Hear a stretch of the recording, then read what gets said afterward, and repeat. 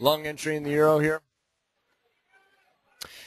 As we're seeing this pound, what really allowed us to get into this trade is we see this pound up through the recent highs.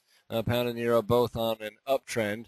So when that pound breaks above those recent highs and we can still get in the euro, it's the ideal time to do it. We're at a break even right now.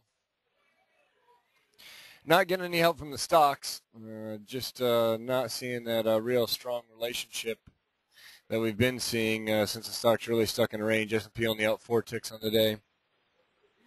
Couple down ticks in the euro right now. Euro yen popped a little bit. Hopefully that'll help this euro move as well.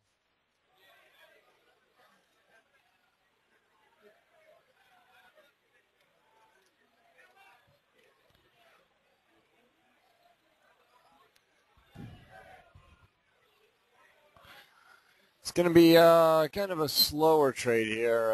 As we know, we didn't see any huge rush of buyers coming back into the market here. So when you don't have that, it can be kind of a slow grind up. And I think that's what we might be looking at right here is maybe a slower grind up. All right, on the futures here, we're looking basically like an 85 or 86 would be our out down here. It would be worst case scenario. I don't know if I'll let it get that bad. I mean, with the pound trading right up on the high, it's kind of hard to get out of the euro, though. Kind of got to give it a little bit more room.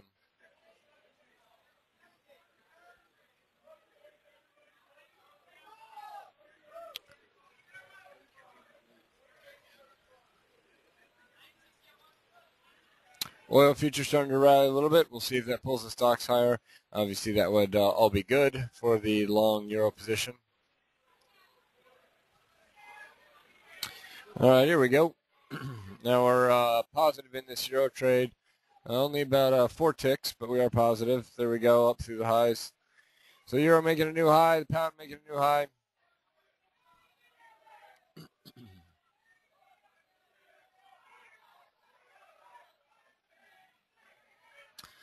Oil futures almost went positive on the day. They're unchanged basically right now.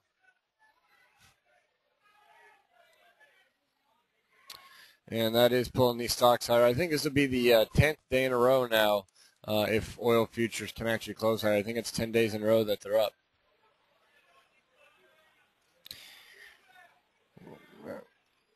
All right, I'm a little less enthused here. I'm going to get out of half of this euro trade. All right, exit on half of the euro trade here on the O2s. So plus 7 ticks on the first half. Still have the second half of the trade on. I'd like to have made more on it. I mean, based on the risk reward on the trade, I think it would be I'd be a lot more comfortable if we'd made about 15 on that or so at least. But from when we got in till now, we've seen a pretty big change in what's going on in the market.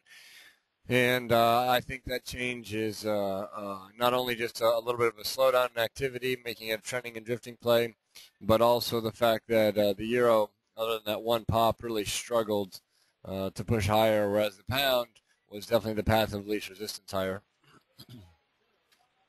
So we still have the second half of this euro trade on.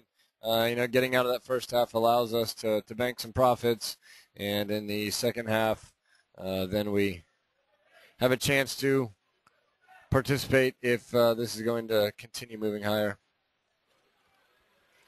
All right, so oil futures now not quite that close to unchanged on the day. Got about 10 ticks to go to get back to unchanged on the day for oil futures. Stocks volatility slowed down. Here we go. Here's a little bit of buying right now in the euro and the pound. So we still have the second half of our long position on in the euro.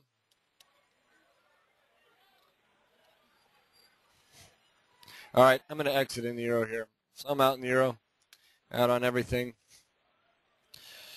So plus 11 on the second half, plus 7 on the first half, plus 11 on the second half. So the average on that trade is plus 9 on the long euro. Bought it down here. First exit was up here when we saw a little bit of selling come in. Second exit was up here, a little bit of selling. The main reason that we really got out in the second exit is we saw the pound start to sell off. Pound's been a little bit stronger than the euro already. So you see the pound start to sell off, and the euro is still at a premium price. Definitely a good time to exit. So an average of +9 on that trade.